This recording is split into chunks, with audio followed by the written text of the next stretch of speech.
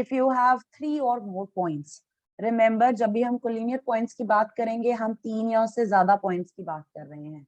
तो अगर आप अपनी नोटबुक के ऊपर कोई भी 3 पॉइंट्स मार्क करो and you try to connect them, 3 or more, if you try to connect them, अगर वो तीनों पॉइंट सिर्फ एक लाइन की हेल्प से कनेक्ट हो जाएं, then we call them collinear points. They lie on the same straight line. In case you cannot connect the 3 points with the help of one straight line, then they will be called non-collinear. उस case में जो figure बनेगी वो triangle बनेगा if you draw line segments connecting the points in pairs. अब यहाँ पे ये बात क्यों जरूरी है कि हमें 3 या उससे ज्यादा पॉइंट्स लेने हैं? If we have just one point, there will be infinitely many lines passing through that point. तो उसके साथ हम ग्रुपिंग कर ही नहीं सकते, like we cannot take what happens to the other point. उसकी बात नहीं करेंगे हम. If there are 2 points, they're always collinear. अगर आप अपने प्लेन पे कोई 2 पॉइंट्स मार्क करते हो, you can always draw one line which passes through both from one point to another point. एक लाइन तो ड्रॉ हो ही जाएगी हमेशा होगी।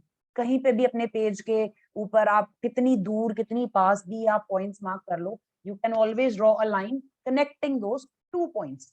प्रॉब्लम आती है जब पॉइंट्स ज्यादा हो जाएंगे, 3 पॉइंट्स हैं, 4 पॉइंट्स हैं, 5 पॉइंट्स हैं, फिर आपको ट्राई करना है सिर्फ एक ही लाइन ड्रॉ करनी है। एंड जब हम लाइन बोलते हैं in terms of math, line is always a straight path, आप कर्व नहीं कर सकते उसको, ठीक है? तो स्ट्रेट लाइन ड्रॉ करनी है उन सारे पॉइंट्स को कनेक्ट करती हुई। अगर तो वो हो जाए तो हम पॉइंट्स को बोलेंगे कोलिनियर, अगर ऐसा नहीं हो रहा तो हम पॉइंट्स को बोलते हैं non collinear.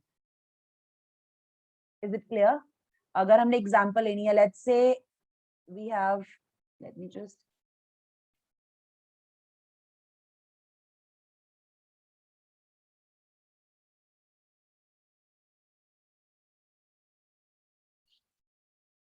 let's say we have point A, point B, and point C.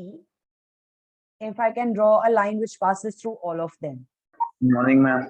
Good morning, beta. Then I will say that this line is these 3 points are called collinear points.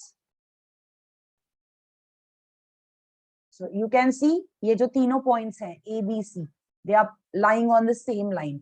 Here A, B, C are collinear.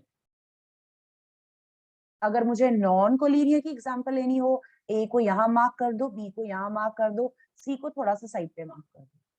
तो अगर हम line draw करेंगे तो एक बार में या तो A B connect हो सकते हैं, या फिर एक बार ए सी कनेक्ट हो सकते हैं, या फिर बी और सी कनेक्ट हो सकते हैं। सिर्फ एक लाइन से नहीं हो रहा है, यहाँ पे मुझे 3 डिफरेंट लाइंस बनानी पड़ रही हैं, और फिर भी मेरे जो पॉइंट्स हैं वो सिर्फ पेयर्स में कनेक्ट हो रहे हैं, 2-2 कनेक्ट हो रहे हैं। All 3 do not lie on the same straight line. I hope the difference is clear now. Yes, ma'am. Yes. I think a line segment angle are clear. Ray notation सभी को पता हो, line का symbol, line segment का symbol, ray का symbol, angle, how an angle is formed if you have two rays emerging from a common point. एक ही point से आप 2 rays draw कर दो. The initial point is the same and then the rays extend endlessly to other directions. तो जो figure बनती है वो एक angle बनता है. The symbol for the angle आपको पता है कैसा है? It looks like an angle. Now types of angles, here we have the angles we had discussed. Complementary angles, supplementary angles, adjacent angles, intersecting and non-intersecting lines. अगर हमारे पास plane में, plane means on the sheet of your paper surface पे हम lines draw करें, if we draw 2 lines, this should be pair of intersecting and pair of intersecting lines. Intersecting जो word होगा वो हमेशा pair of lines के लिए use होगा। अगर आप अपने पेज के ऊपर कोई 2 लाइंस ड्रॉ करते हो, those 2 lines have 2 possibilities. या तो वो एक दूसरे को intersect करेंगी, if extended, line by its definition can be extended endlessly. तो आप अपने पेज पे कोई 2 लाइंस ड्रॉ करो, there are 2 possible situations. या तो वो intersect करेंगी या तो वो intersect नहीं करेंगी। अगर वो intersect कर रही हैं, they have a point in common, then we call the lines as pair of intersecting lines. जहाँ पे वो intersect करती हैं, where they cross each other, That's called point of intersection. ठीक है, अगर लाइंस हो दो से ज्यादा, if more than two lines intersect each other at a point,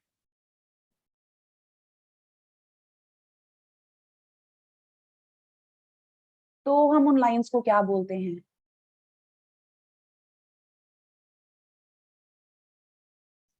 anyone? जैसे हमारे इंडियन फ्लैग में वो सेंटर में जो व्हील है उसके जो स्पोक्स ड्रॉ करते हैं, they look like the diameters. Common point of intersection is the centre. वो सारे जो लाइन सेगमेंट्स हैं इंटरसेक्ट एट वन पॉइंट, उसको क्या बोलेंगे? Diameters of a circle. सारे के सारे सेंटर में से पास करते हैं, centre is common to all of them. In that case we call the lines as concurrent lines. दो हैं तो इंटरसेक्टिंग, मीनिंग वही है, क्रॉस कर रही है एक दूसरे को एक पॉइंट पे. अगर दो हैं वर्ड यूज होगा इंटरसेक्टिंग. अगर दो से ज्यादा हैं एक पॉइंट से पास कर रही हैं सारी की सारी, तो उनको हम बोलेंगे concurrent lines. I can just quickly draw one figure here. इस तरह से ये तीन लाइंस हैं, L, M and N. Three lines passing through the same point. This point is called point of concurrence.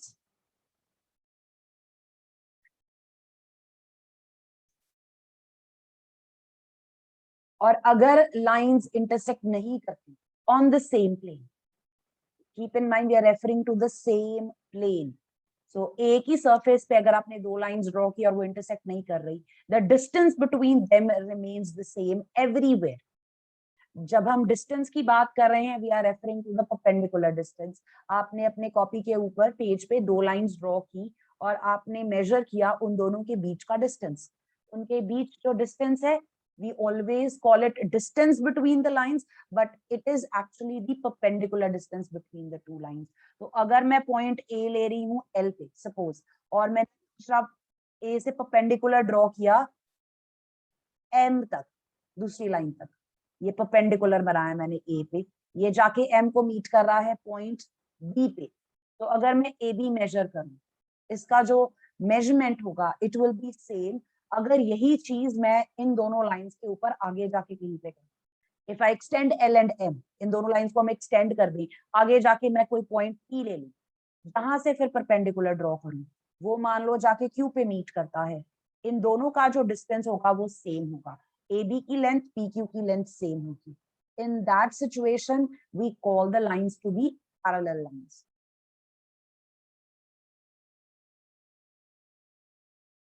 Tell me if the terms are clear. Intersecting lines is pair of lines which have a point in common.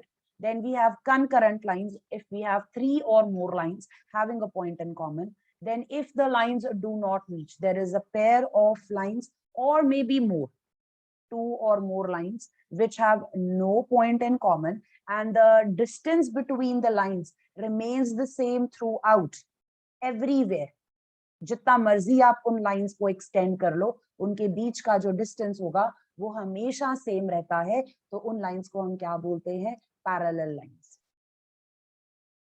Anyone with any questions?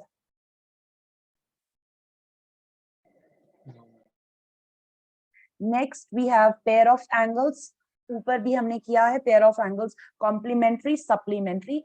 वो जो दो terms हैं they are in relation to the measure of the angles. जब हम pair of complementary angles बोलते हैं या हम पेयर ऑफ सप्लीमेंट्री एंगल्स बोलते हैं, we are specifically looking at what is the measure of the two angles we are given. उनका sum कितना बनता है, that's what we focus on. Whereas other than that, looking at where the angles are drawn, if they are together, what kind of shape they are forming, you can put them as pair of adjacent angles. दो angles जो साथ साथ बन रहे हैं, not necessarily forming a linear pair. Linear pair actually is one example of two adjacent angles. So linear pair, pair of angles which are adjacent. Linear pair of angles means this is a pair of angles which are adjacent and they are supplementary.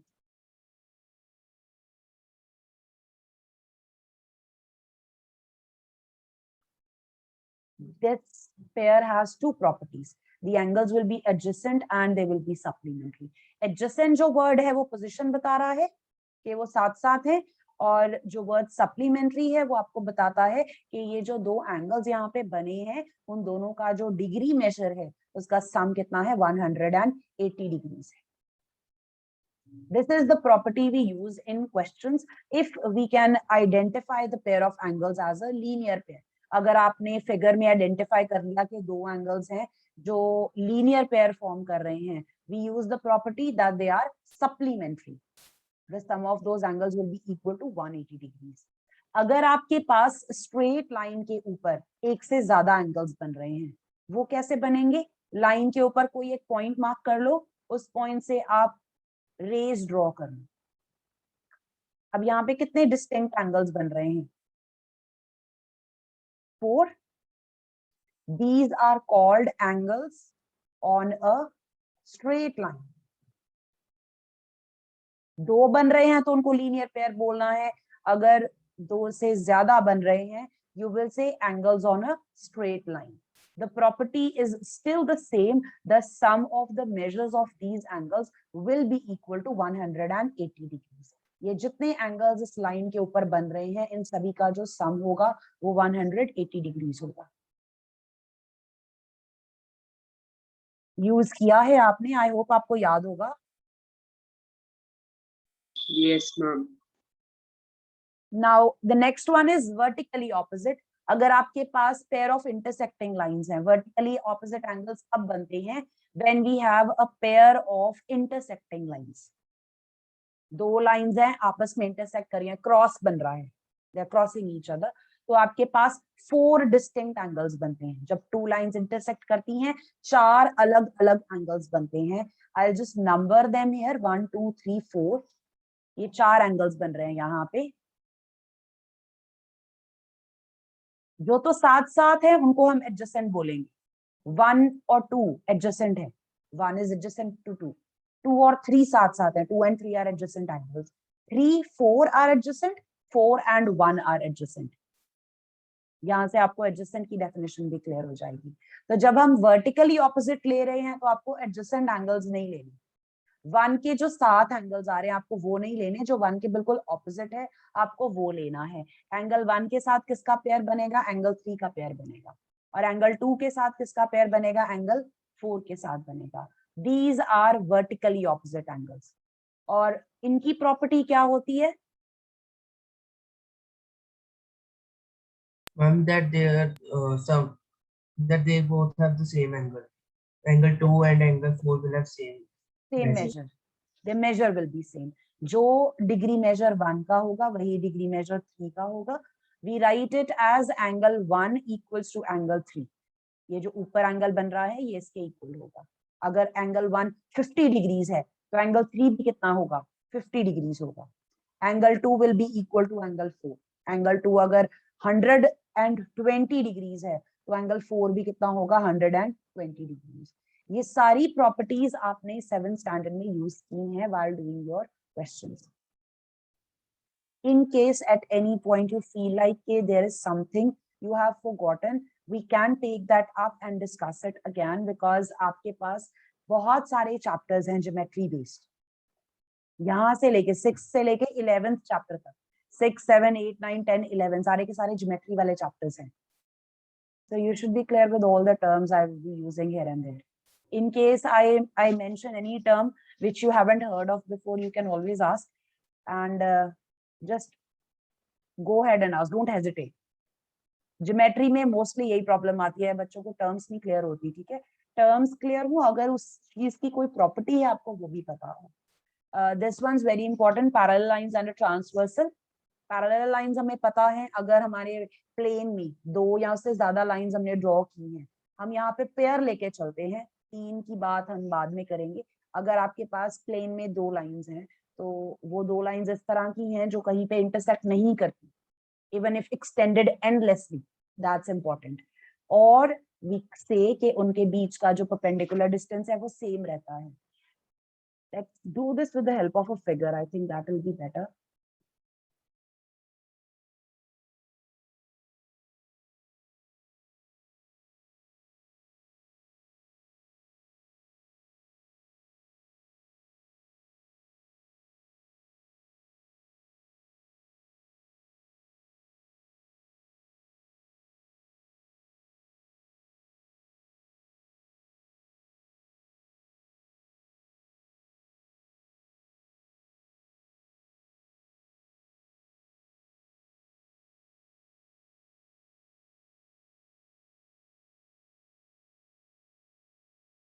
All right, what I have done here is I have drawn two different figures.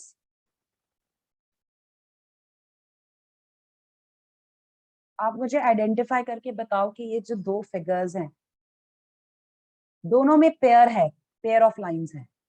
Each figure contains a pair of lines. What type of lines are these? ये कौन सा pair बन रहा है figure 1 and figure 2? Now figure 2 has parallel lines and figure 1 has intersecting lines. Figure 2 is a pair of parallel lines and figure 1 is a pair of intersecting lines. Although अभी हमें point of intersection नजर नहीं आ रहा, लेकिन अगर हम इन lines को आगे extend करेंगे तो ये lines आगे जाके किसी point पे intersect करेंगे. ठीक है, तो जरूरी नहीं है कि हम pair of intersecting lines सिर्फ तब बोलेंगे जब नजर आ रहा हो. If the lines seem to intersect after extending them, even then नजर नहीं आ रही लेकिन अगर एक्सटेंड कर दी तो ये इंटरसेक्ट कर जाएंगी, तब भी आप उस पेयर को क्या बोलोगे? Pair of intersecting lines. Now when we draw a third line, दोनों पेयर्स के लिए मैं एक लाइन ड्रॉ कर रही हूं which will intersect both the lines in the pair. So let us draw a line here. This line T ने L को इंटरसेक्ट किया A पॉइंट पे, और सेम जो लाइन है, ये ब्लैक वाली जो लाइन है, ये M को इंटरसेक्ट कर रही है पॉइंट B पे. Let us do the same for the other pair. दूसरी फिगर में भी हम ड्रॉ करें. This line again let's take this as T. इसने P को इंटरसेक्ट किया पॉइंट M पे और Q को इंटरसेक्ट किया पॉइंट N पे. This line T is the transversal. इस लाइन को हम क्या बोलते हैं? Transversal. Anyone who does not know what a transversal is?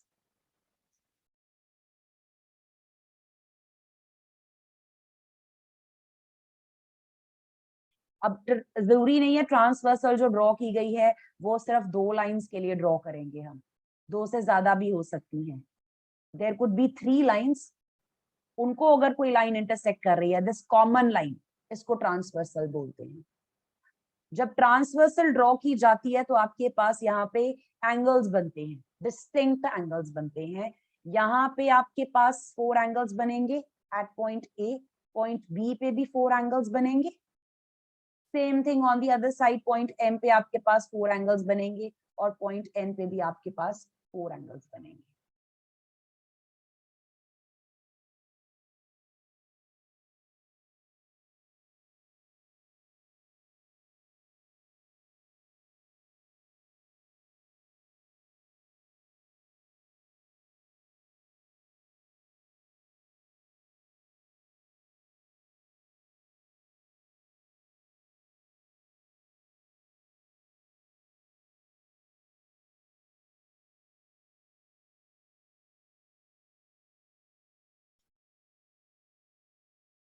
Let's mark these for reference. 1, 2, 3, 4, 5, 6, 7, 8. Over here also 1, 2, 3, 4, then 5, 6, 7, 8. आपके पास 8 एंगल्स बन रहे हैं. Based on their position, we can classify them as interior angles, exterior angles, then pair of corresponding angles, pair of alternate interior angles, and pair of co-interior angles. Tell me if the terms are familiar. Yes, ma'am. जो आपके पास alternate interior angles हैं और co-interior angles हैं, इनमें specifically word use होता है interior.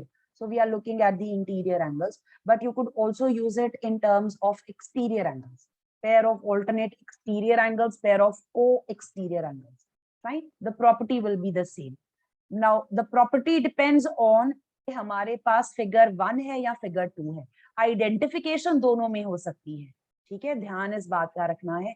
Identification दोनों के केस में हो सकती है. whether the angles are interior, whether the angles are exterior, whether they are corresponding, alternate, co-interior, वो दोनों फिगर्स में कहा जा सकता है. लेकिन जो इनकी प्रॉपर्टीज हैं वो सिर्फ तब यूज होंगी अगर आपके पास पैरेलल लाइंस हैं। आपको याद होगा आपने प्रॉपर्टीज यूज की हुई हैं, कॉरेस्पॉन्डिंग एंगल्स इक्वल होते हैं, ऑल्टरनेट इंटीरियर एंगल्स इक्वल होते हैं, co-interior angles are supplementary. But ये सारी की सारी प्रॉपर्टीज सिर्फ तब यूज होंगी जब ये वाले एंगल्स पैरेलल लाइन से बने हों। अगर ये एंगल्स सिर्फ दो लाइन से बने हैं जो पैरेलल नहीं थी, इंटरसेक्टिंग थी, तब इनकी प्रॉपर्टीज हम यूज नहीं कर सकते। Means if I have to identify interior angles from figure 1 में से आइडेंटिफाई करो इंटीरियर एंगल्स कौन कौन से हैं, एल और एम के बीच में जो आ रहे हैं। मैम अंदर। 4 3 5 6 angle 3, angle 4, angle 5 and angle 6। 6 what about on the right side, figure 2 में आइडेंटिफाई करो। Ma'am angle 2 3 5 8 Angle 2, angle 3, angle 5 and angle 8. What about exterior angles? angle figure 1 two. angle 4 angle 6 angle 7. Okay, I was telling about figure 1. figure 2. I was telling about the answer of figure 2. Okay, can you repeat? Angle 1 angle 4 angle 6 angle 7. Okay, I think all of you agree. Anyone who does not Yes, know ma'am. how to identify this? किसी को नहीं पता चला हमने कैसे देखा अंदर कौन से एंगल्स हैं और बाहर कौन से? जो लाइंस के अंदर लाई कर रहे हैं ये हमारे इंटीरियर एंगल्स हैं, ये वाले, ये इंटीरियर एंगल्स हैं, और जो इनसे बाहर हैं वो एक्सटीरियर एंगल्स हैं। Now let's identify corresponding angles. I have used the word pair with this. Pair of corresponding. तो आप दो दो करके मुझे बताओगे, पेयर बनेगा। So from figure number 1, identify corresponding angles. It's angle 4, angle 8, Angle 4 and angle 8, this 3 forms, angle 3, angle 7, right? angle 2, Angle 1 angle angle 6, 5 And angle 2 angle 6. angle 2 and angle 6. What about figure number 2? Angle 1 angle 5 Angle 3, angle 8. angle 3 angle 8 angle 2 angle 6 angle 4 angle 7. 4 and 7. These are pair of corresponding angles.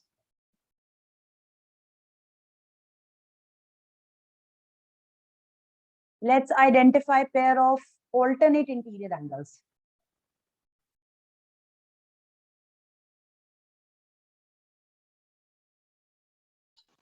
angle 4, angle 6 from figure 1. Just a moment. From first figure, pair of alternate interior angles. Angle number, Angle 4 and angle 6. right? And the other one is angle 3 and angle 5. Angle 3 and angle 5. What about figure 2? It's angle 3 and angle 5. Angle 2 and angle 8. Angle 2 and angle 8. Co-interior angles. Ma'am alternative angles एक बार समझा दो. Okay. Alternative Alternate interior angles. Alternate interior angles अगर आपको लेने हैं, since वो name में बोल रहे हैं इंटीरियर एंगल्स लेने हैं, so focus on interior angles only. सिर्फ इंटीरियर एंगल्स पे फोकस करो. okay. 4 इंटीरियर एंगल्स हैं आपके पास, राइट? ऑल्टरनेट लेने हैं. अगर लेफ्ट वाला 4 ले रहे हो उसके साथ वाला नहीं लेना. ऑल्टरनेट मींस आपको क्रॉस की तरह से आइडेंटिफाई करना है. 4 के साथ किसका पेयर बनेगा? मैम 6 के ठीक है. और 3 के साथ किसका पेयर बनेगा? 5. 5 का. Ma'am thank you. If you have to identify alternate exterior, अगर आपको बाहर से आइडेंटिफाई करना होता तो बाहर वाले Ma'am, एंगल्स first देख लो. figure पे 2 और 8, 1 और 7. बाहर 1 वाले और एंगल्स 7 में से 2 और 8. 1 and 7, 2 and 8 क्रॉस करके आइडेंटिफाई कर लो. ठीक है. Co-interior can be identified. Again, look at the interior angles.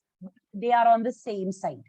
साथ साथ होंगे. Adjacent नहीं होंगे, but साथ साथ होंगे on the same side of the transversal. इनके लिए ये word भी यूज होता है. Interior angles on same side of transversal. Transversal की एक ही तरफ होंगी। तो आपके पास 4 इंटीरियर एंगल्स हैं, उनमें से ट्रांसवर्सल की सेम साइड पे कौन से मैम कौन से 4 और 3, 3 angle 3 and angle 4। 4 ma'am and angle 5, 4 and angle 5 angle 3 and angle 6। ये दोनों इकट्ठे 4 and 5 और उधर 3 and 6. These are the angles on the same side of the transversal. Transversal आपकी वो ब्लैक वाली लाइन है जो स्लंटिंग सी है, उसके राइट साइड और उसके लेफ्ट साइड पे आइडेंटिफाई कर लो कौन कौन से एंगल्स बन रहे हैं। अगर आप राइट साइड पे देखते हो तो आपको 3 और 6 नजर आएंगे, and on the left side you can see 4 and 5. These are forming pairs of angles, interior angles on the same side of the transversal. ये बहुत लंबा नाम है इसका, इसको in short हम बोलते हैं co-interior angles, together on the same side of the transversal in the interior. So 4 and 5, this will make one pair, and 3 and 6 will make one pair. Can you identify these on the other side also, co-interior? Angle 2 and Angle angle 5, 2, angle angle 5. 3 and 8. Angle 3 angle 8। अब बात करते हैं इनकी properties की। जो properties होंगी वो सिर्फ तब यूज होंगी अगर आपके पास पेयर ऑफ पैरेलल लाइंस है। बनते ये दोनों केसेस में है, please keep that in mind. जरूरी नहीं है कि सिर्फ ये एंगल्स तब बने जब आपके पास पैरेलल लाइंस हो। सिर्फ प्रॉपर्टीज की जो एप्लीकेशन है वो इस कंडीशन पे डिपेंड करती है। व्हेन वी से कॉरेस्पॉन्डिंग एंगल्स आर इक्वल, ये सिर्फ हम तब बोल सकते हैं जब हमारे पास पैरेलल लाइंस हैं। In case of parallel lines, the first property is corresponding angles are equal. जो pairs बन रहे हैं 1 और 5 का जो pair है, observe 1 और 5 का measure same होगा, 3 और 8 का measure same होगा, 2 और 6 का measure same होगा, 4 और 7 का measure same होगा। Same thing applies to alternate interior angles. जो pairs हमने लिखे हैं उनके measures क्या होंगे? Same होंगे, they will be equal. Alternate interior angles are also equal. तो 3 और 5 का measure same होगा और 2 और 8 का measure same होगा। What is the property for co-interior angles? That their sum is But 180 their degree. sum is 180. 180 Their sum is 180. The angles can be called as supplementary. So 2 plus 5 will be equal to 180. 3 plus 8 equals to 180. If there is anyone who still is not able to recall, you can look up on the internet 7th standard ka chapter number 6 hai, I think chapter 5 or chapter 6. So I think it's 5, chapter 5 lines and angles. Chapter 6 is triangle and its properties. So you can Yes, ma'am. So you can open that chapter on your browser.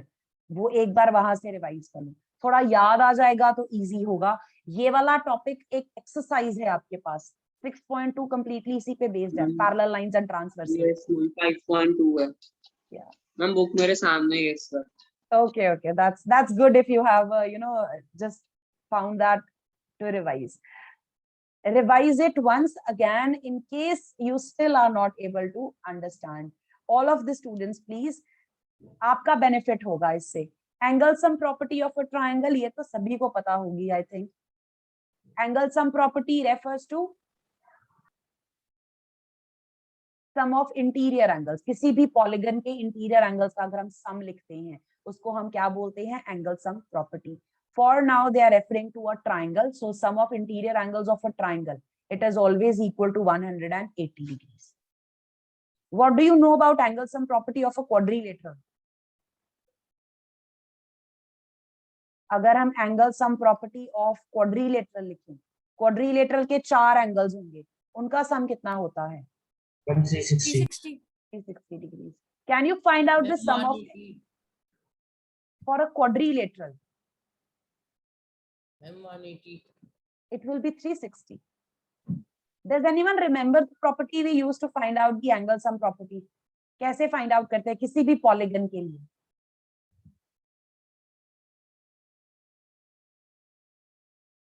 जिसकी Ma'am, number of sides आपको पता हो, अगर आपको पता है polygon की कितनी साइड्स हैं तो उसके इंटीरियर एंगल्स का सम कितना होगा? Ma'am, by subtracting one side and multiplying that with 180. And में से किसको सब्ट्रैक्ट करना है? Ma'am, sides में से total sides में से 1. 1 नहीं, 2 Side. Subtract 2, you have to subtract 2, you are quite close. जितनी भी साइड्स हैं पॉलीगन की उसमें से 2 माइनस कर दो, आंसर को 180 से मल्टीप्लाई कर दो।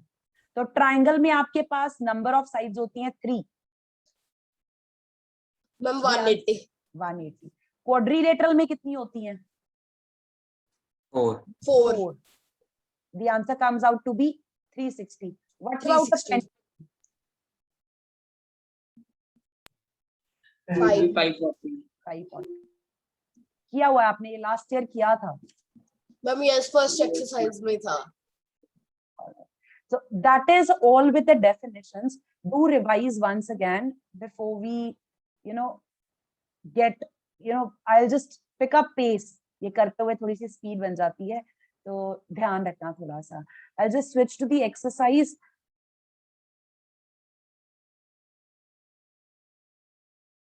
Page number 96. Page number 96, question number 1. With all questions, you have to draw the figures in your notebook. So don't ask when I draw. So सारे questions के साथ, when we are discussing the statement, quickly figures आपने draw कर लेनी है आपने. First question of the exercise here, we have lines AB and CD intersect at O. AB is the horizontal line, CD is this slanting line. Point of intersection is O. AOC, BOE, two angles. Let's mark them. एक ये angle है AOC, BOE ये वाला angle है। इन दोनों का जो सम है वो 70 डिग्रीज है। इंडिविजुअली बताया कि ये एंगल इंडिविजुअली अकेले अकेले कितने डिग्रीज के हैं, इन दोनों का जो सम है अगर उसको ऐड करें तो 70 आता है। BOD is given as 40 degrees. This angle is 40 degrees.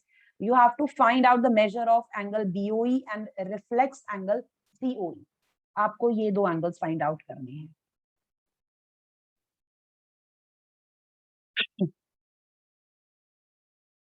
Reflex angle COE, reflex angle COE ये एंगल है आपके पास COE, और इधर वाली साइड जो बन रहा है this is reflex angle COE।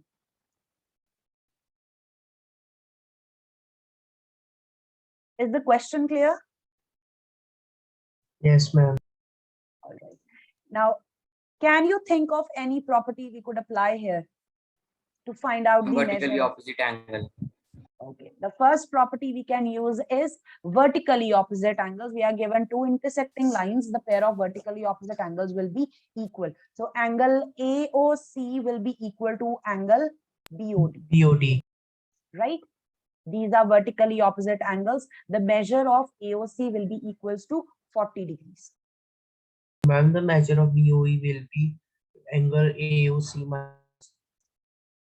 Angle 70 minus 70 8. minus 40. And This it will will be be 30. it will be 30 degrees. What about the reflex angle COE? Reflex angle COE जब आपको निकालना है, this is the property you will use.